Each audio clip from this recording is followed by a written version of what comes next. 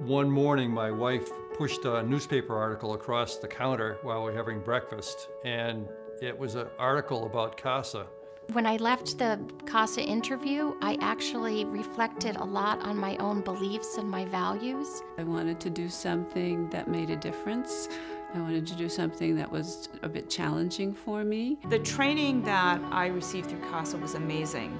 They were very thorough. I learned that there's no easy answers and that you might have to reflect quite a bit on the path that you want to follow in the best interests of the children. Because that's what really comes down to is what kind of environment you're going to put these kids in. I met Ashley while she was living at a group home waiting for foster care. I got moved to a bunch of different foster homes, so I never knew what to expect. I never knew who I was going to encounter. For me, it was very unstable growing up. In the Manchester court, you have CASA facing the judge on the left, and you have the parent and their parent attorney on the right. At that point in my life, my mom was actually in jail, and she was brought in shackles and handcuffs. And I was asked if I wanted to sit up in the chair facing the judge next to my mom. And she looked towards me and said, "Would you sit with me?" She was the one who was there for me to advocate exactly what I needed. My family situation got bad about 3 years ago. My 3 sons were taken from my house and brought to a foster home in Merrimack, New Hampshire. The first time I met with the boys, they weren't overly talkative. They were obviously still kind of in shock about the fact that their family had melted down. My oldest son was very defiant and not very safe with anyone out of the home.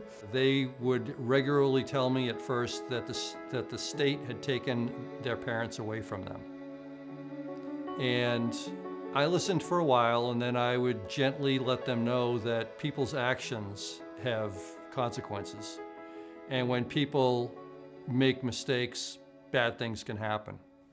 The 2 children that I had were profoundly disabled. They couldn't speak for themselves, they couldn't move around. And as a CASA and as a parent who had had a child with disabilities, I was able to kind of get up to speed really faster to get them what they needed, to put everything together as much as possible, as quickly as possible. It was very, very challenging. The first time that I met with my CASA worker at court, I did not know how it was going to turn out. And I had slipped up a bunch of times. I had gotten the boys home 2 times within a 2-year period and then relapsed again. We would wind up back in court, she'd wind up back in treatment. It was difficult.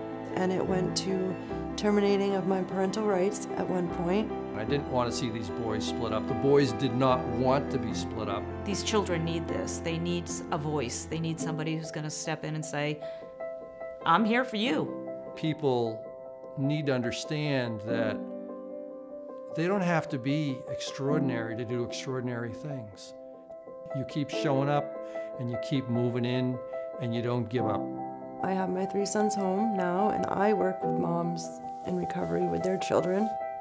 We couldn't ensure that these children would be in a safe place all the time, but we could try to keep them from harm and to find safe places for them, which is really important because so many of these children live with abuse every day.